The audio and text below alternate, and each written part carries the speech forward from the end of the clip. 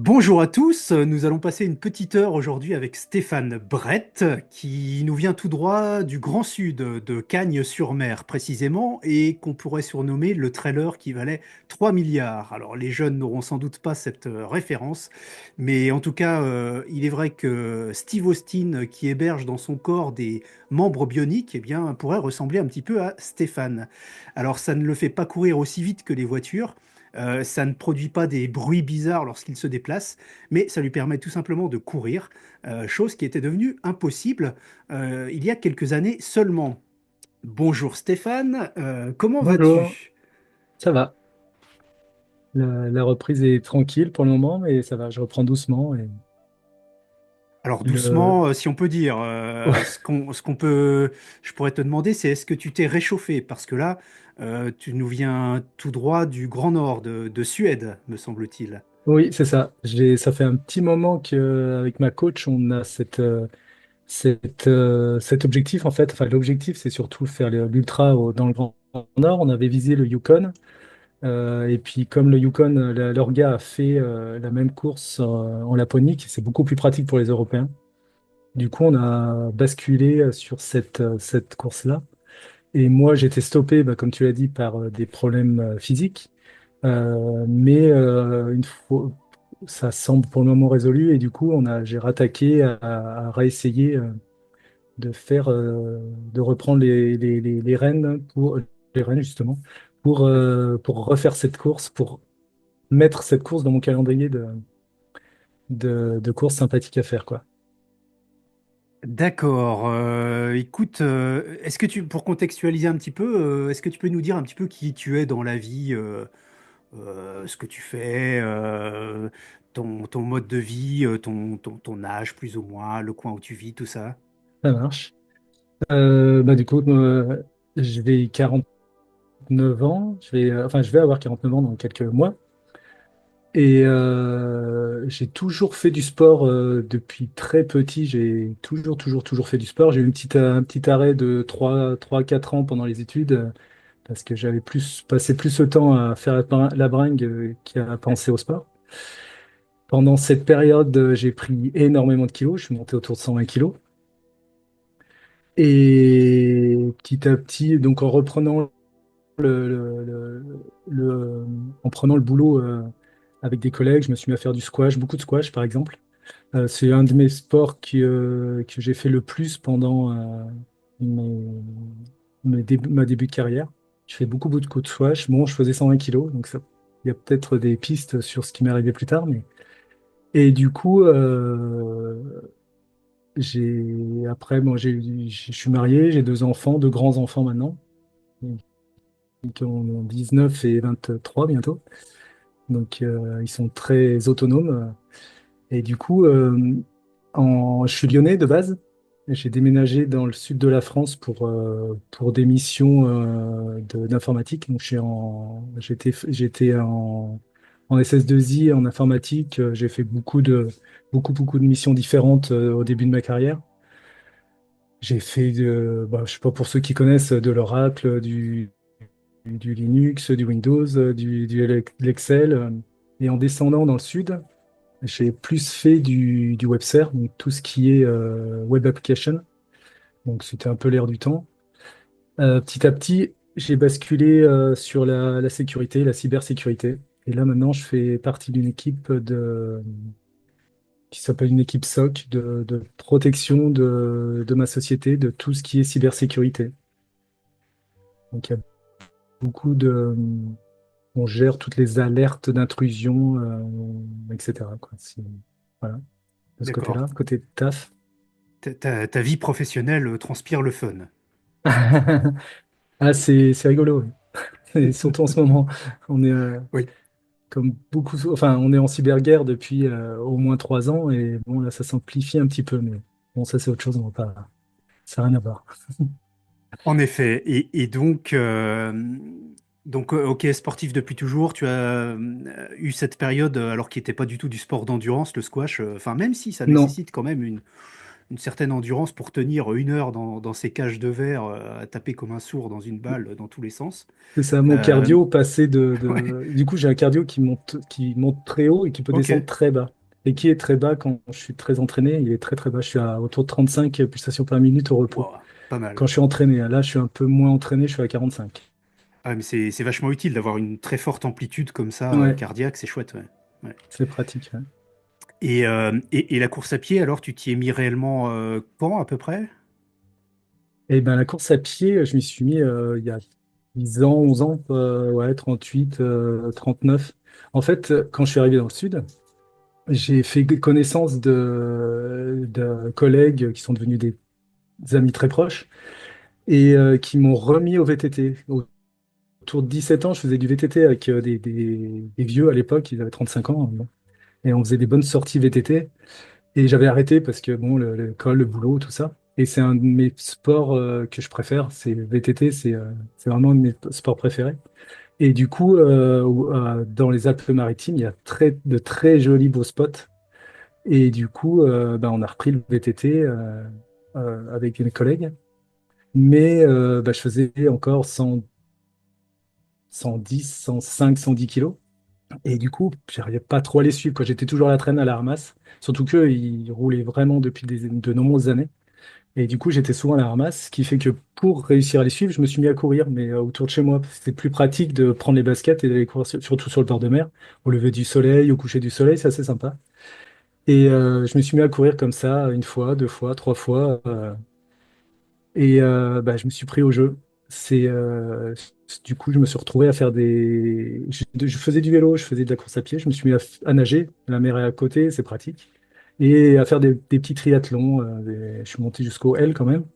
Mais j'ai fait des petits triathlons parce que je trouvais ça fun, c'était rigolo. J'ai jamais eu de. Je suis pas très compétiteur dans l'âme en fait. C'est plus un dépassement de moi-même. Et, et du coup, je me suis mis à faire du trail petit à petit parce que j'ai des problèmes d'arthrose au cervical. Au début, j'ai des problèmes d'arthrose cervicale. Et la position sur le vélo me fait qu'au bout de quelques kilomètres maintenant, bah, ça se coince en fait complètement. Et du coup, j'ai arrêté le VTT. Mais j'avais le manque du sport nature en fait. Le vélo sur les routes et tout ça, j'aime pas trop. Et à l'époque, il n'y avait pas tant de trail que ça. Et c'est un pote qui m'a montré ça. Et du coup, j'ai retrouvé l'esprit VTT, en fait, l'esprit de se balader en montagne, à faire plus de kilomètres qu'en marche, et de voir du coup découvrir plus de paysages et tout ça. Et on a des spots qui sont vraiment extraordinaires chez nous. Très techniques, mais vraiment très sympas. En effet, eh bien, super. On a fait un petit peu une vision d'ensemble de ta pratique sportive. Et donc, allons directement au sujet de cette discussion, sujet principal, la double opération dont tu as été sujet. Donc, aujourd'hui, tu portes 2 prothèses de hanche. Est-ce que tu leur as donné un nom, tiens? Non, c'est vrai, j'y ai pas pensé. Non, Ouais. non, c'est pas bête en fait. J'ai, Faut que j'y j'ai- pense. nous avons un ami avec ma femme, n'est-ce pas, qui porte une double prothèse de hanche depuis un moment. Il les a nommés Igor et Gritchka. Excellent. Euh, Ça fait combien de temps que tu as été opéré là? Eh ben, j'ai été opéré en juin et en juillet l'année dernière, 2024. Donc, ça fait 7 8 9 mois, un truc comme ça. Enfin, suivant les deux. J'ai repris, donc j'ai passé 4 mois pendant l'été à bloquer complètement à la maison. Mhm. Au bout, les opérations, ça se passe assez vite. On est debout le lendemain. Le lendemain, on est debout. Et au bout d'un mois, 3 semaines, bah, j'avais plus qu'une béquille, même plus de béquille du tout. En fait, au bout d'une semaine, j'avais plus qu'une béquille. Après 3 semaines, plus que zéro béquille. Je marchais à peu près normalement, à peu près, hein. Et là, j'aurais pu commencer à refaire un peu de vélo, des trucs comme ça. Mais bon, comme j'avais la deuxième à la suite, je suis resté un peu off pendant ces 4 mois. C'est une Euh, préconisation dans tous les cas de faire les deux s'y rapprocher à un mois d'écart. Et ben, en tout cas, il voulait, mon chirurgien ne voulait pas faire les deux en même temps. Moi, je lui ai demandé, je fais les deux en même temps, comme ça je suis débarrassé. Mais le problème, c'est que c'est un peu plus compliqué, il faut aller en institut et tout ça. Et après, attendre plus longtemps, il n'y a pas trop d'intérêt en fait. Au bout, faut pas faire trop près parce que du coup, on est très handicapé quand même les premiers jours. Mais au bout d'un mois, on peut marcher pratiquement normalement, ce qui fait que la deuxième peut être faite à la suite. Ok, et si on revient un petit peu en amont, donc, est-ce que tu peux nous parler un petit peu du cheminement qui t'a conduit à cette double opération, en fait, quand est-ce que les premiers problèmes se sont déclarés, que tu as commencé à sentir que ça sentait le gaz? Eh ben, c'est assez bizarre, c'est que ça m'est arrivé vraiment d'un coup. Donc pour côté sport, côté trail et tout ça, donc j'ai fait suite à un apéro avec mon voisin Philippe que tu as interviewé il n'y a pas très longtemps. Je me suis inscrit au Marathon des Sables pour mes 40 ans. Donc ça va faire presque 10 ans maintenant. Et c'est comme ça que je me suis mis à l'ultra. Avant, je faisais des petites distances de 10, 15, 20 maximum. Et encore, je crois que j'ai commencé à m'entraîner pour le Marathon des Sables parce qu'avant, je faisais 8 ou 10. Et du coup, quand j'ai fait le Marathon des Sables, j'étais suffisamment entraîné pour le faire, pas pour performer, mais vraiment pour le finir. Et c'était vraiment un événement extraordinaire. Et du coup, comme j'étais beaucoup entraîné, je suis resté dans le chemin en fait pour faire d'autres grandes distances. Donc après, à la suite, j'ai fait des 100, des 80, des 100, des 110, 120, etc. Et mon but, il y a 5 ans, donc en 2019, j'étais inscrit pour le Grand Trail de Serponçon, le 180 et sur 10 000, un peu un UTMB, mais du coup, c'était à l'époque, en tout cas, c'était beaucoup plus restreint, il y avait moins de monde. Je préfère et puis c'est beaucoup plus technique, a priori. Et du coup, bon, 2019, c'était pour 2020, pardon, parce que 2019, j'aurais pu le faire. 2020, du coup, la pandémie et tout ça, donc on s'est retrouvé bien, bien bloqué jusqu'en 2021. 22, 20, ouais, 22, où du coup, bah, j'ai repris, je m'étais réinscrit, bon, il y a eu tout un tas d'échanges avec l'orga, on s'est planté une fois, enfin bon. Et du coup, j'ai relancé l'entraînement pour faire ce 190, et en 2021, ouais. Et, du coup, l'entraînement s'est bien passé tout le début d'année et tout ça. J'ai en, en août de 2021, juste avant le trail, et en septembre. Donc en juillet, j'avais un l'UTCAM. C'est une course vers chez nous qui part de Saint-Martin et qui descend, non, qui partait de Nice et qui montait à Saint-Martin de Vésubie. Donc là, c'est à 180, mais je m'étais inscrit au 75 pour l'entraînement du cran. Et je l'ai fait, j'ai j'ai mis 19 heures, ça s'est super bien passé, aucune douleur, tout le cardio nickel. J'étais vraiment bien. Et du coup, bon, ma coach me dit pendant 15 jours, on s'arrête, on ralentit et tout ça. Donc je m'arrête pendant 15 jours, et puis quand j'ai repris 15 jours après, je sentais que bah, j'avais du mal à lever les jambes autour du 20e, 25e kilomètre. Enfin, comme si mes muscles se contractaient tout autour. C'était une sensation assez bizarre. Donc j'ai fait plusieurs entraînements comme ça où bah, ça bloquait, ça bloquait. Plus je courais, plus ça bloquait en taux en kilomètres. C'est passé de 25 à 20, à 15, à 10, à 6. J'arrive même plus. On a un petit tour autour du boulot qu'on appelle le lapin parce que sur la trace Strava, ça ressemble à un petit lapin. Et je le faisais, mais je boitais beaucoup. Et du coup, j'ai commencé à consulter, voir des docs par rapport à ça, parce qu'au début, j'avais pas vraiment, c'était pas une douleur.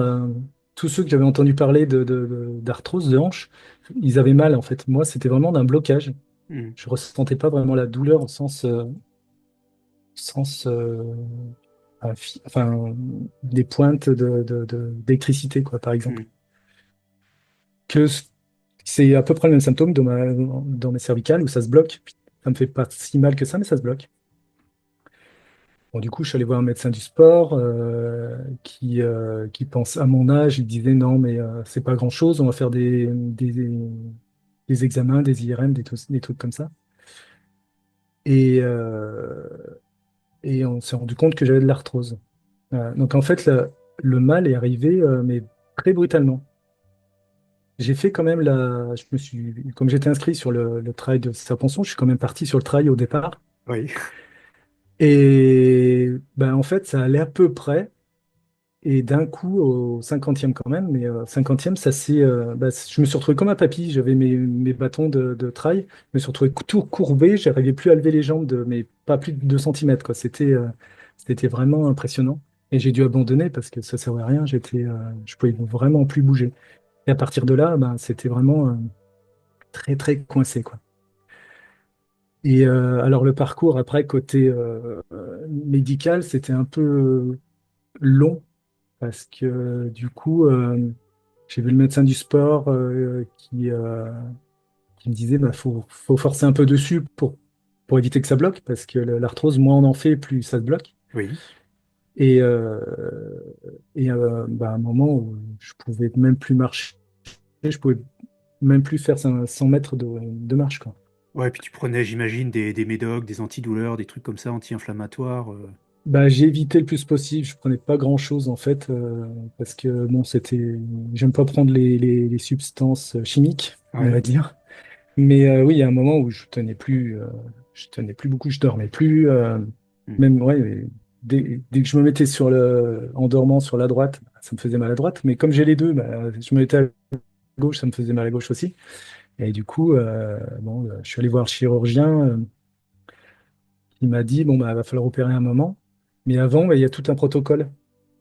Avant l'opération, il y a tout un protocole d'infiltration, d'acide hyaluronique, de comment ça s'appelle l'autre truc qu'ils m'ont fait là? Enfin, bon, il y a tout un protocole avant l'opération. Ouais, ils essayent Et de avec des. repousser, ils essayent de repousser, si on peut dire, enfin en tout cas de tester d'autres solutions avant d'opérer. Ouais, c'est ça. Ils essaient Ouais. de repousser le plus possible suivant l'âge et suivant la morphologie aussi et tout ça. Hmm. Mais le chirurgien est assez pragmatique maintenant, avec les nouvelles prothèses en tout cas. Il y va beaucoup plus tôt qu'il y a quelques années. Là, moi, il m'a dit, bon, bah, j'y suis allé en mai, je crois, l'année dernière, et vu les dernières radios, il m'a dit, bon, là, ça touche tout le temps, faut se faire opérer, quoi. Faut l'opération. Et du coup, il m'a demandé quand, je lui ai dit, ben, lundi. Et il m'a dit, non, il faut un peu préparer, ça sera dans un mois. Bon, ben, ok, dans un mois alors. Et puis après, bah, c'est assez. Moi, j'ai pas trop réfléchi en fait parce que j'étais vraiment handicapé. Handicapé, c'est vraiment le terme, hein. J'étais le le plus gênant. C'est con, mais c'est d'aller faire la grosse commission, par exemple. Hmm. Je pouvais déjà pour m'asseoir, c'est compliqué. Et impossible d'écarter les cuisses plus de 3 4 centimètres. Donc, bon, je te fais pas de dessin, mais Hmm. c'était assez compliqué pour rentrer dans la voiture, voilà. Vraiment, j'étais bloqué, bloqué. Bah, tu avais vu déjà, quand on s'était croisés au Marathon des Sables, tu voyais comment je descendais des 4x4. Hmm. C'était déjà. Et après, un an après, c'était vraiment très, très marqué, quoi. Ok. Donc si on résume les facteurs, c'est bah, déjà un côté génétique avec l'arthrose Ouais. qui gangrène, qui bouffe les articulations. Peut-être effectivement ce poids excessif dans le passé qui a un petit peu tabassé les articulations. Euh, et puis peut-être aussi cette absence de progressivité d'après le parcours que tu nous décris, où tu es passé de petites courses à des trucs vraiment très costauds sans forcément respecter des paliers, si on peut dire, ou une adaptation au fil des années? Bah, d'après le chirurgien, c'est vraiment plus lié à la génétique. Il a Ok. des patients sportifs qui sont plus lourds, qui font aussi du sport violent et bon, qui n'ont pas de soucis particuliers. Après, je pense que c'est une combinaison d'un peu tout ça. Mais et quand tu disais les premiers symptômes que j'ai ressentis, Après l'opération, au vu des symptômes que je ressentais violemment, j'ai eu des réflexions sur les petits indices que j'ai eus dans ma vie. Et je parlais du VTT donc en 2006, 2007, 2005, 2006, 2007. Je faisais du VTT dans la région et je partais souvent toute la journée en voiture. Donc je partais en voiture avec le VTT pour faire des grosses randos VTT. Et quand je rentrais, je n'arrivais pas à sortir de la voiture. Hmm. Comme récemment, mais ça durait, je sais pas, 10, 20 secondes, tu vois. C'était le temps de sortir, c'était coincé. Et c'était, tiens, c'est bizarre, mais je me disais, bon, j'ai fait 50 bandes de VTT avec 2000 mètres de dénivelé, c'est juste ça. Mais en réfléchissant après, c'était des petits indices comme ça qui montraient que j'avais un. Je pense que c'était les prémices, en fait. C'est pas arrivé brutalement. Je l'ai senti brutalement, mais c'est pas arrivé brutalement. Ok. Et donc, juin et juillet de l'année oui, de l'année dernière, L'année pardon, dernière, ouais. ces deux opérations, donc concrètement, quand je vois des photos de ce genre d'opération, je manque de m'évanouir à chaque fois. On te scie une partie d'os et on vient te visser une prothèse qui remplace l'articulation d'origine, quoi. Même pas vissé, c'est taper au marteau violemment, ouais. Et on te fraise la hanche. Donc c'est assez. Moi j'avais regardé des vidéos avant. Ça me choque pas trop. Et du coup j'avais vu des vidéos et c'est vrai que c'est impressionnant. C'est violent, ouais. À plusieurs façons de faire. Mon chirurgien a fait une façon la plus soft, je pense, par rapport à la reprise. C'est pour ça que j'ai pu reprendre assez vite. C'est qu'il y a deux façons. Il y a une façon où on passe par derrière, donc par la fesse, et là, ils coupent un morceau de muscle, ils coupent le muscle, ils enlèvent, ils font tout leur bordel, et ils referment, et ils recousent le muscle. Et du coup, le muscle, comme il est coupé, c'est très long à revenir, très long à. Les fibres sont très longues même pas se remettre en place, à se refaire. Hmm. Alors que moi, il est passé par devant, et devant, ils vont déplacer le fascia lata, ils vont déplacer, mais ils vont juste déplacer les fibres. Ils vont pas les couper. Ce qui fait que ça va être étiré, ça va être comme des gros bleus, en fait, ça fait vraiment comme des gros bleus. Et ils vont mettre un petit écarteur. Hmm. Du coup, les fibres sont pas touchées, sont traumatisées, Hmm. mais elles sont pas touchées. Et ils vont passer comme ça tout leur matériel. Et c'est impressionnant parce que j'ai une cicatrice qui fait, ouais, qui fait 10, ouais, 10 cm à peu près. Alors Ouais. que quand on voit ce qui passe dedans, on dit putain, ouais, c'est impressionnant, quoi. Très bien. Rien que d'évoquer le sujet, là, j'ai des sueurs et des palpitations. Bah, le plus Euh, impressionnant, c'est la radio après, une fois que c'est fait, une fois que les deux, même la première, mais une fois que les deux sont faites, on regarde, on fait putain, mais en fait, j'ai du titane, quoi. C'est bizarre. C'est bizarre. c'est ça, c'est du titane. Et d'ailleurs, ça a une durée de vie. C'est... Alors, justement, là, c'est les dernières prothèses. Ils ont pas trop de recul. Alors, le doc, il me dit, ça dépend des gens, ça dépend, c'est entre 10, 15 ans et à vie. Ça dépend Ok. de. Donc, ils savent pas trop. Et en plus, maintenant, on peut changer, c'est de la mécanique, hein. On peut changer jusqu'à trois ou quatre fois les parties. Donc, c'est en trois fois. Il y a la partie en titane avec un tout petit cylindre au bout qui est ancré, qui est tapé dans l'os. Il y a une cupule en céramique. Et sur la hanche, ils fraisent et ils mettent une autre cupule un peu plus large en céramique aussi. Et en fait, les trois parties peuvent se changer indépendamment, Ok. suivant l'usure qui peut arriver. Et je vais avoir une surveillance tous les ans, je crois, avec Ok. tous les ans. En tout cas, j'y vais en mois d'août là pour vérifier les 10 000 kilomètres. C'est ça, tu as ton petit carnet d'entretien. C'est ça. Donc, tu nous as dit hein, les premiers jours où voilà, c'est difficile, tu marches difficilement, mais très vite, tu es déjà capable de marcher, donc avec une béquille, et puis sans béquille au bout de quelques semaines. Ouais, c'est ça. Alors, le premier mois, ils me disent de ne pas prendre l'escalier, par exemple, parce que Ouais, si on tombe, ça peut ouais. sortir. Si, mais sinon, oui, rapidement, on peut vite se déplacer. Alors, on va pas faire des marathons, hein, c'est se déplacer dans l'appartement. Mais Ouais. déjà, c'est déjà très, très sympa de pouvoir bouger sans trop de douleur. Ça fait comme si on avait un gros bleu et puis un peu de liquide, un peu comme un genou avec le liquide amniotique qui a un épanchement de synovie. Voilà, ça fait un peu Hmm. cette sensation de flottement dans les. Mais ça passe quand on bouge pas trop parce qu'on est quand même fatigué et tout ça. Mais ça va assez vite, ouais. C'est impressionnant. Et Et ouais, c'est impressionnant parce que, enfin, on se suit sur Strava et Facebook et quand même, enfin, je saurais pas dire les dates, mais très rapidement après, tu faisais des sorties à l'extérieur. Euh, alors, on va pas dire rapide, mais en tout cas, tu marchais quelques kilomètres sans problème. ouais, le chirurgien, ça étonne tout le monde d'ailleurs, c'est que j'ai pas eu de kiné du tout. J'ai eu il m'a dit ben il faut marcher, il faut marcher, il faut marcher, il faut marcher. Donc faut reprendre comme ça doucement. Donc au début, ben, je m'étais inscrit à la salle de sport avant pour maintenir un peu la musculature. Je faisais du vélo comme il n'y avait pas de frottement. Enfin, ça me faisait quand même mal à la fin, mais je pouvais quand même utiliser les jambes et continuer à garder la musculature.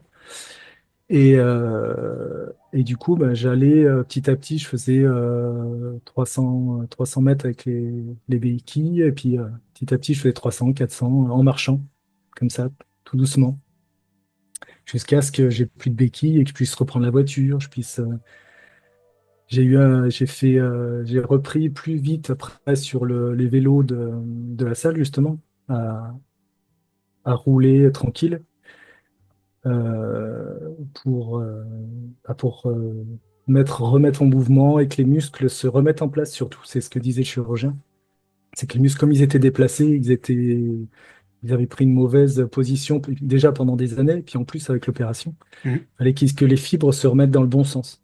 Donc il fallait bien faire des mouvements de marche et pas trop sur les côtés, par exemple. Oui. Bien rester pour que les Oui, fibres se terrain remettent dans le plat, bon. pas de dévers, pas de Voilà, c'est terrain ça. chaotique, etc. Oui. Mhm. Voilà, c'est ça. Mhm. Et donc là, j'ai fait vraiment de la marche et du vélo sans forcer, sans rien, c'était vraiment pour tourner. Et après, je l'ai vu en septembre, le chirurgien, et en novembre, il m'a dit, ben, vous pouvez commencer à trottiner. Si c'est la douleur qui vous arrêtera, en fait, il m'a dit. Ok. C'est ses propres mots. Alors, je l'ai bien fait répéter deux fois parce que il connaissait mon passé d'ultra-trailer et il voyait que j'ai peut-être pas j'ai pas la même relation avec la douleur que certains, je sais pas, mais et du coup, il m'a dit non, c'est bon, vous pouvez y aller. Bon, j'ai recommencé à trottiner, à faire mes petits tours sans but, sans entraînement particulier comme je Mhm. faisais avant, mais juste trottiner autour de la maison, trottiner autour du boulot avec des collègues j'ai ramené, j'avais changé d'équipe pendant le Covid. Et du coup, il y avait mes collègues, je les ai embarqué avec ma reprise parce avant il me disait non, on vient pas courir avec toi parce que t'es trop fort, mais je fais, on s'en fout, on va juste courir ensemble. Non, non, non, bon. Alors que là, du coup, comme il me savait débutant au final, parce que j'ai repart pratiquement de zéro, et du coup, je les ai emmenés avec moi et c'était sympa de les emmener faire des petits tours tranquillou comme ça. Ouais, Et donc les premières foulées, c'est à peu près 4 mois, 3 4 mois après la seconde opération. ouais, c'est ça. Ouais, ouais, d'accord. Et j'étais pas rassuré, j'étais vraiment pas J- rassuré, hein. J'imagine. C'était assez bizarre comme sensation. Alors, on peut pas dire que je ressentais plus rien. C'était très, mes muscles étaient quand même bien endoloris. Il y avait quand même des douleurs qui étaient là, qui étaient suffisamment basses pour que je puisse continuer, mais c'était pas à zéro. Mhm. C'est toujours pas à zéro. D'ailleurs, il y a toujours des moments où je sens qu'il y a un petit truc côté, mais c'est que musculaire. Donc, les douleurs musculaires, on sait ce que c'est et on peut s'adapter. Tant que ça dépasse pas un certain seuil, il n'y a pas trop de soucis, quoi. Mhm. Et du coup, ma coach, ben, pour me remettre à l'étrier, parce que pendant ces 2 ans et demi de de galère de hanche, j'ai repris 20 kilos. Je suis remonté à plus de 100. Donc, il fallait que je reprenne doucement aussi par rapport à ça. Et du coup, elle m'a inscrit aux 20 kilomètres de Laponie, justement. Quand elle a fait le 50, elle avait fait le 50 l'année dernière, elle voulait faire le 185, mais elle était un peu limite. Et du coup, elle a fait le 20, le 50, et puis on a fait le stage de préparation à la course. C'est pas vraiment, elle disait stage de survie, mais c'est pas un stage de survie, c'est un stage d'utilisation du matériel pour pouvoir faire le 185 ou le 500 plus tard. Ok. Donc c'était le petit but de pouvoir faire les 20 kilomètres dans la neige. Voilà. Donc en- Oui, un environnement pour le coup assez instable, ouais. ouais, donc qui Et sollicite puis il y a fortement les hanches. ouais, il y a la poulka, il y Bien. a Mm. Mm. les raquettes, il y a vraiment c'est une autre façon de faire de la course. C'est autre chose, c'est différent. Alors ça, c'était l'objectif un petit peu moyen terme pour te faire reprendre, mais il me semble que tu as fait une course, ça m'a vachement étonné. Je me suis dit, il a déjà un dossard en fin d'année dernière ou à l'automne, je sais pas, un 10 km, 20 km par chez toi, non?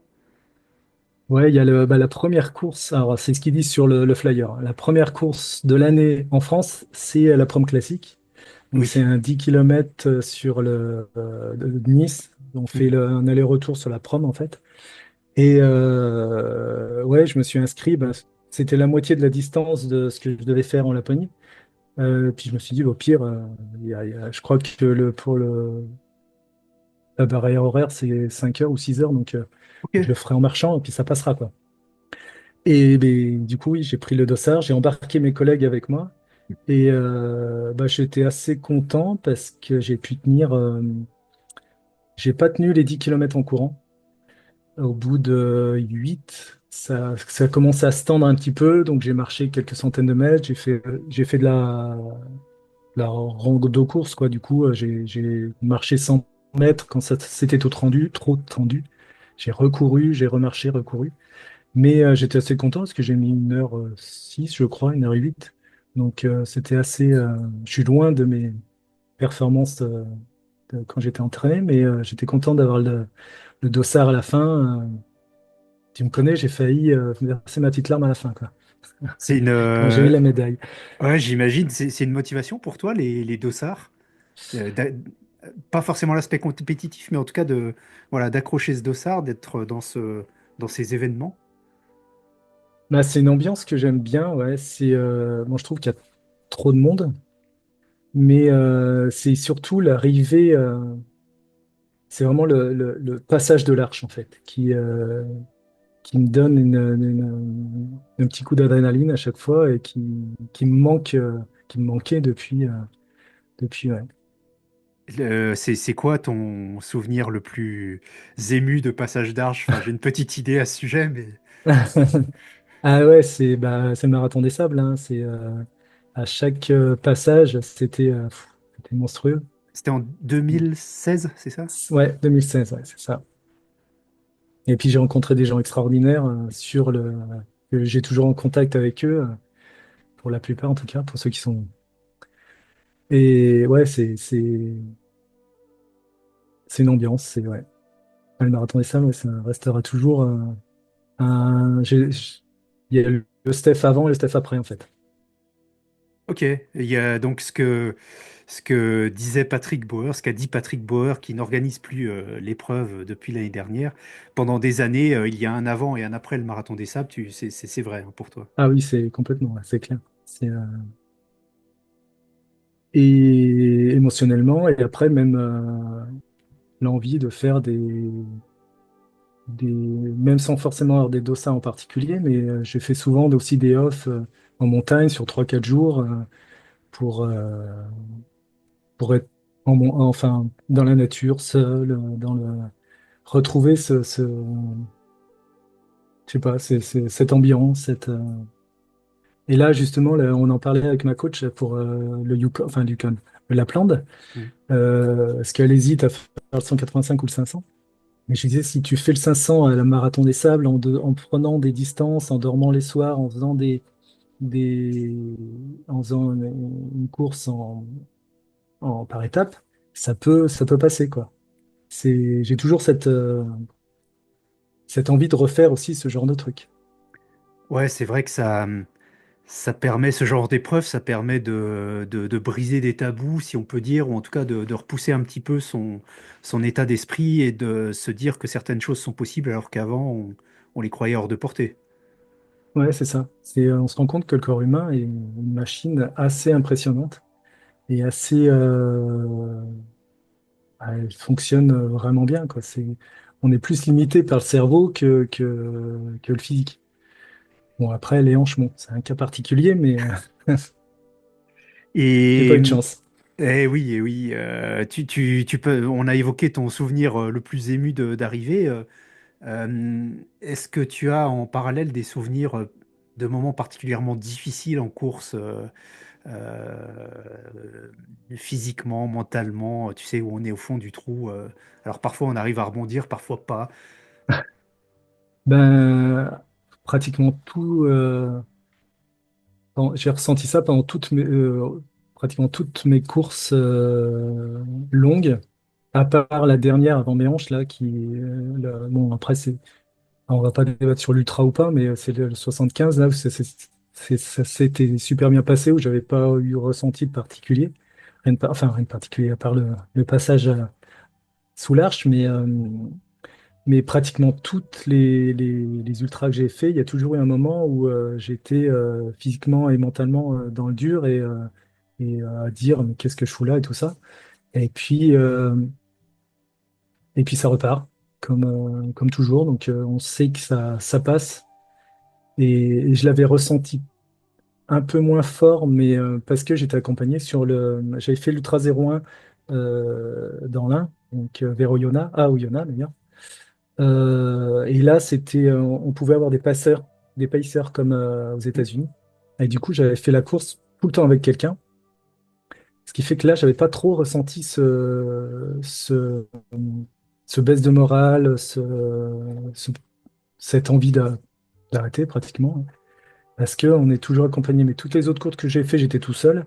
Bon, il y avait ma femme qui m'attendait à la fin, mais elle n'était pas là au moment dur. Ok. Mm. Et du coup, oui, il y a toujours eu des passages comme ça assez difficiles, mais je pense que tous les ultra-trailers le ressentent. Même Mathieu Blanchard en a parlé sur son Yukon, là justement, où il est obligé d'aller faire des trucs de 500 bornes pour le ressentir, mais nous, on le ressent beaucoup plus bas. Ouais, ceci dit, c'est pas forcément la distance ou la durée qui peut amener cet état d'esprit. C'est plutôt l'intensité avec laquelle tu te mets dans cette épreuve. Moi, par exemple, euh, une des épreuves où j'ai eu le plus mal, c'était un marathon. C'était Ouais. pas un trail de 100 miles, quoi.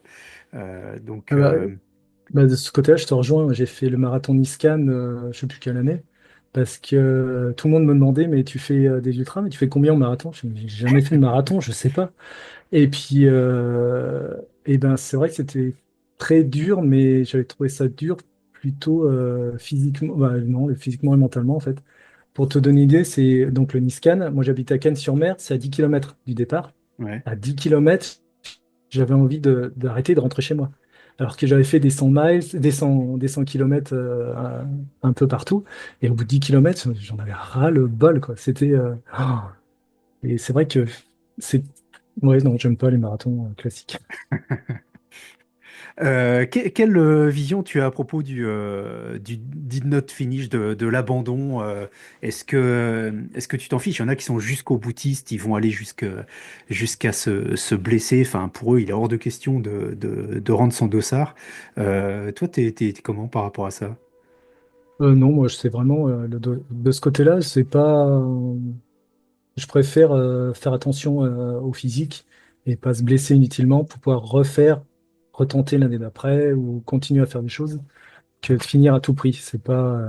D'ailleurs, j'ai fait le Templier, je sais plus quelle année. J'étais inscrit au 100 et j'avais gagné un dossard par Pola sur le marathon le lendemain, le dimanche. Et bon, du coup, j'étais parti pour le week-end pour faire les deux. Et j'ai pas fini le 100. J'ai été arrêté au 90e kilomètre sur 100. Donc tu vois un peu. Mais en fait, c'était après 80, entre 80 et 90, je descendais tranquillement pour passer les 90. Il y avait une barrière horaire à 90, mais j'étais assez serein, ça allait.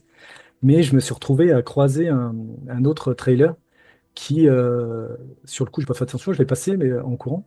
Et puis, je me suis rendu compte qu'en fait, il perdait la boule. Je pense qu'il était complètement HS, vraiment HS. Du coup, je me suis arrêté et je suis resté avec lui jusqu'au 90e kilomètre Hmm, parce que je sentais qu'il pouvait se faire mal. Vraiment, qu'il hmm, pouvait vraiment se faire mal. Donc, du coup, bon, je suis arrivé au 90, mon barrière horaire dépassé. Ben, tant pis, c'est pas grave. Au moins, le mec était sain et sauf. Bon, je pense pas qu'il allait avoir beaucoup il n'était pas vraiment en danger mortel, mais on ne sait jamais. hmm. Et du coup, ben, le lendemain, je suis reparti faire le marathon d'Écosse et je l'ai fini. Bon, j'ai fini avec deux tendinites, un de chaque côté. C'était pas du TFL, c'était pas cool, mais du coup, bon, c'était pas très grave, quoi.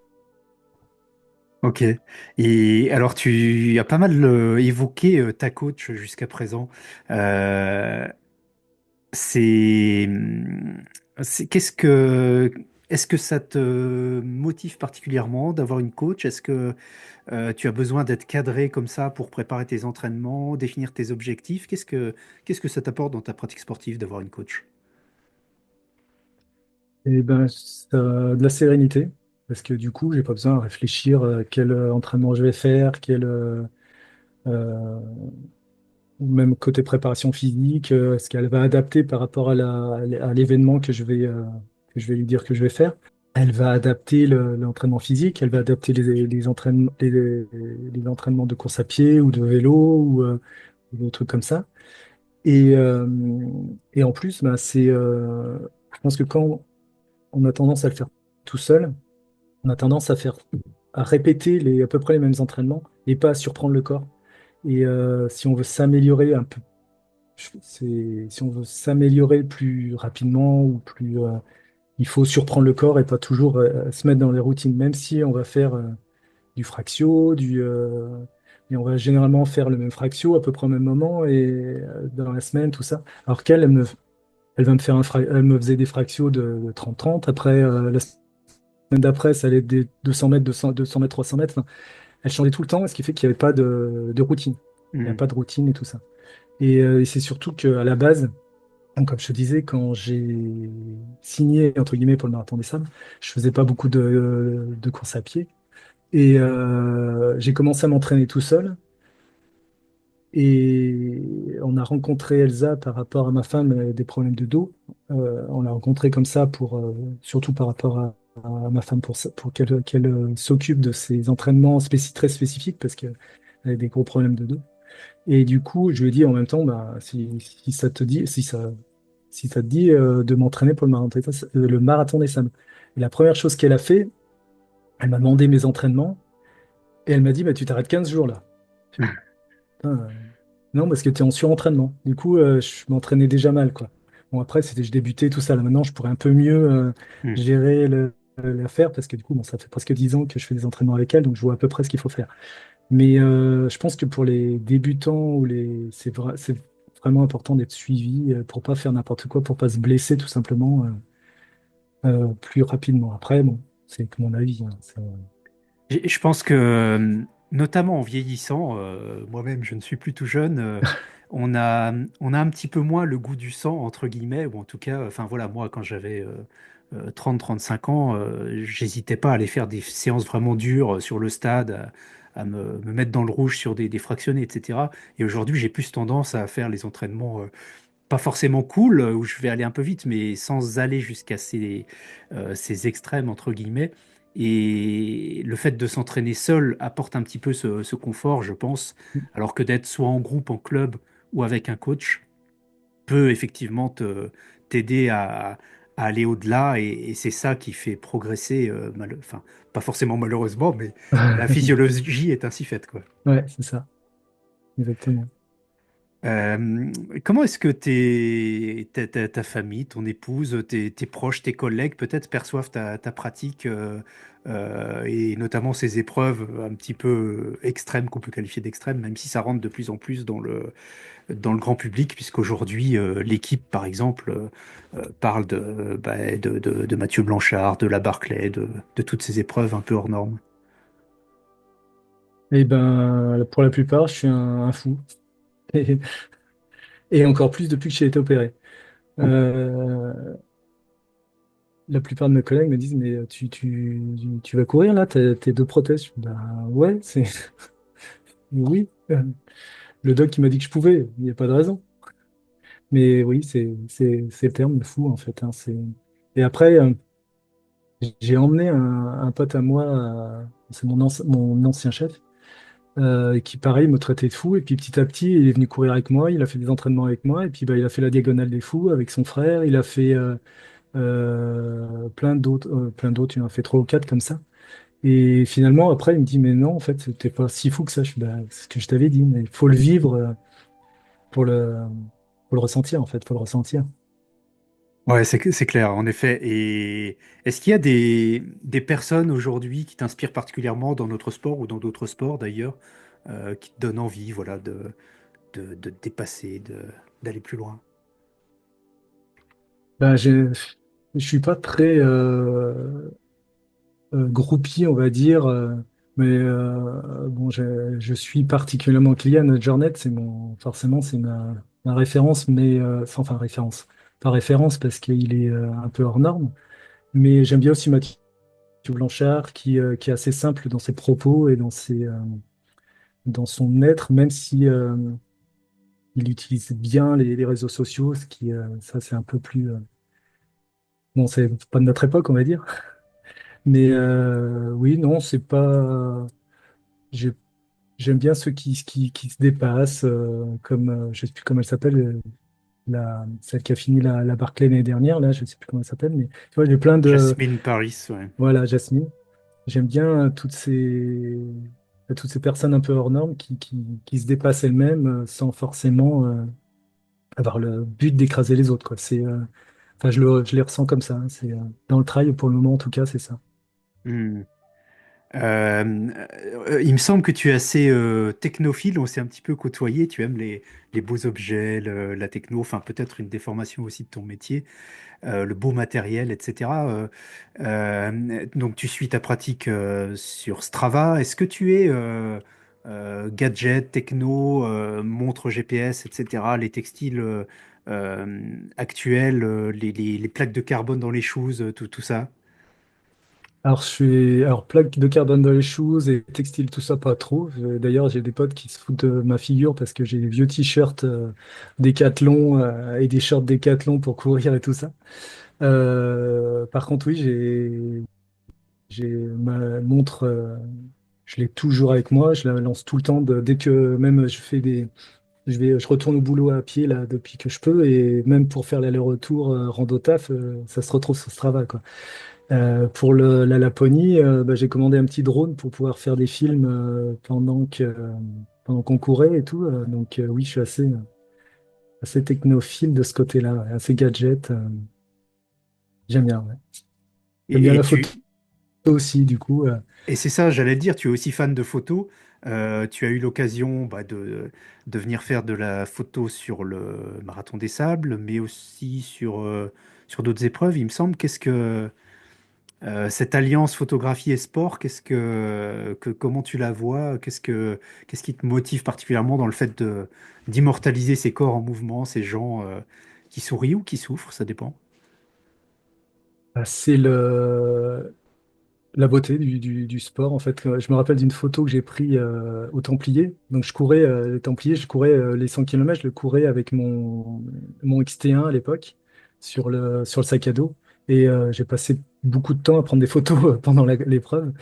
Et c'est de voir l'immensité du paysage avec le petit trailer au milieu qui est là, qui est pas écrasé par mais qui fait partie d'un ensemble, qui fait partie d'un tout. Parce que la plupart des photos que je vois des épreuves, c'est plutôt concentré sur le, l'homme et le dépassement, et pas l'ensemble du paysage avec l'homme qui fait partie, mais en fait, c'est qu'un petit tout, c'est qu'une petite partie du tout, quoi. Il y a Franck Oudou Ouais, que tu connais, que tu as côtoyé, qui est un photographe de trail, mais pas que, depuis des dizaines d'années, de ski, etc. Et qui est photographe officiel sur l'UTMB, qui a été photographe officiel sur le MDS, qui a cette capacité à mettre en rapport justement les humains minuscules dans des paysages qui sont absolument ouais, grandioses et fabuleux. Et c'est vrai que ce sont des photos qui sont plutôt originales qu'on voit pas souvent. Ouais, t'as ouais, raison. c'est ça. J'adore ce que fait Franck. Je suis un de ses fans d'ailleurs. Ouais, j'adore ce qu'il fait. C'est excellent. C'est vraiment fort. Et du coup, bah, le marathon des sables, c'est pareil. Je suis parti avec mon XT1 accroché au sac à dos et j'ai fait les 260 bornes avec mon appareil photo, faire des photos de temps en temps, régulièrement. Même pendant l'effort, même quand j'étais malade, parce que j'étais malade sur les 6 jours, j'étais malade 3 jours quand même. Mm. Mais ouais, je sais pas, j'aime bien. Est-ce qu'il y a Après, un de tes clichés que tu as vraiment en mémoire où tu te dis là, ça représente vraiment ce qu'on vit? eh ben, j'en ai un, bah, c'est lié au Marathon des Sables, hein. Je l'ai imprimé d'ailleurs, il est dans mon bureau. Enfin, je la réimprime parce qu'elle est un peu abîmée maintenant depuis le temps. Mais alors je sais plus où c'est exactement, mais il y a on voit un concurrent du Marathon des Sables avec son dossard à l'arrière.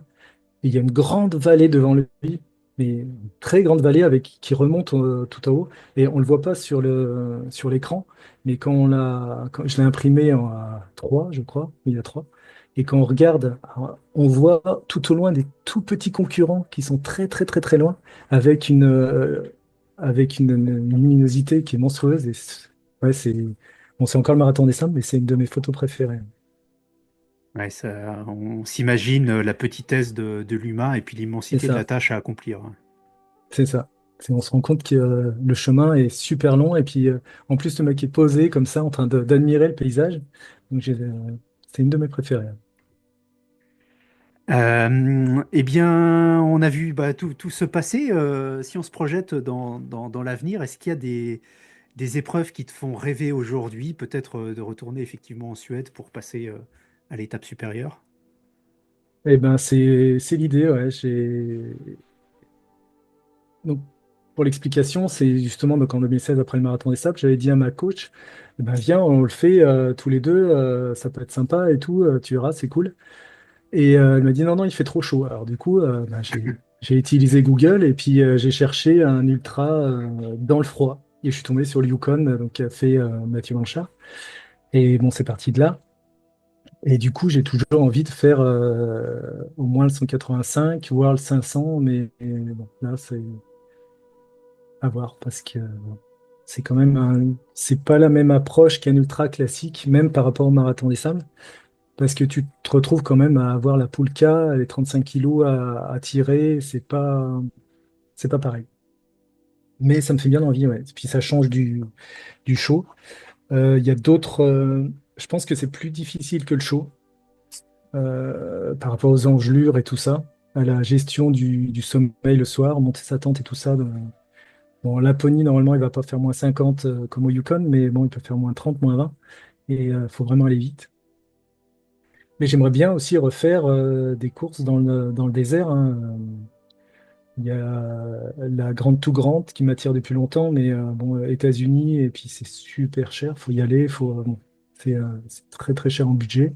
Sinon, des petites courses comme la RDM en fin d'année dans le désert, que Philippe a fait d'ailleurs, qui peut être sympa. Ok. Et comment tu te vois dans 5 ans, 10 ans, 15 ans, alors en tant que sportif, hein, par rapport effectivement à tes hanches, à ton passé, à ses envies, ses objectifs, toujours bon pied, bon oeil, en train de parcourir des épreuves un peu fantastiques à droite à gauche. Ben, j'espère en tout cas, oui. Après, il y aura sûrement moins d'épreuves dans l'année. Et même maintenant, en fait, j'ai plus envie de faire des épreuves un peu au- sur le côté, un peu moins connu, un peu moins médiatisé, un peu moins de monde surtout. Et déjà, les derniers temps, je faisais beaucoup de off. Il y a un truc que j'ai tracé sur Trace de Trail, par exemple. J'ai un appartement à la Joux du Loup, donc c'est dans l'Évoluie, au-dessus de Gap. Et l'idée, ce serait de partir de chez moi en courant et d'aller là-haut. Donc il y a 330 km des brouettes. Donc ça, c'est un petit truc qui me dirait de faire.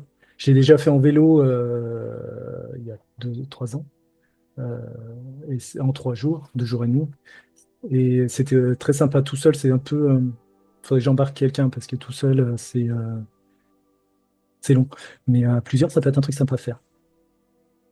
Effectivement, les défis personnels, les off, alors je suis bien placé pour en parler Ouais, puisque j'essaye d'en organiser régulièrement tous les ans. D'ailleurs, cette année, mi-août, le 15 août, 16 août, Ironman off, hein, vous êtes les bienvenus. Euh, c'est quelque chose de très particulier. On partage plus que pendant les épreuves, puisque pendant les épreuves, chacun a son rythme et ben voilà, ça se fait, se défait au fil de la course. Que là, sur des offs, ben, le principe est de rester ensemble, de partager une journée, un parcours, des endroits magnifiques, des difficultés aussi. Et c'est vrai que ça ajoute une couche amicale, si on peut dire, à l'aspect sportif. ouais, c'est ça. Très bien, bah écoute, on arrive vers la fin de notre petite discussion. Est-ce que tu veux ajouter quelque chose, lancer un petit mot, que ce soit par rapport à ton opération ou autre chose, n'hésite pas. Bah, côté sport, ce que je peux dire, c'est que c'est juste l'envie qui peut. Si on a envie, on n'a pas de limite et il y a toujours des mauvais moments à passer, mais que la vie est quand même intéressante et il y a plein de choses à voir, même si c'est qu'en France, il y a plein d'endroits où on peut aller courir, faire du vélo, faire de la natation et tout ce qui, tout ce qui s'ensuit pour découvrir des paysages magnifiques. Et oui, profitons de notre cœur, nos poumons et nos jambes. C'est ça, tant qu'on peut. Eh bien écoute, merci beaucoup Stéphane. Et puis tu nous donneras des nouvelles pour le nommage de tes deux hanches. Ça marche. À bientôt. À bientôt.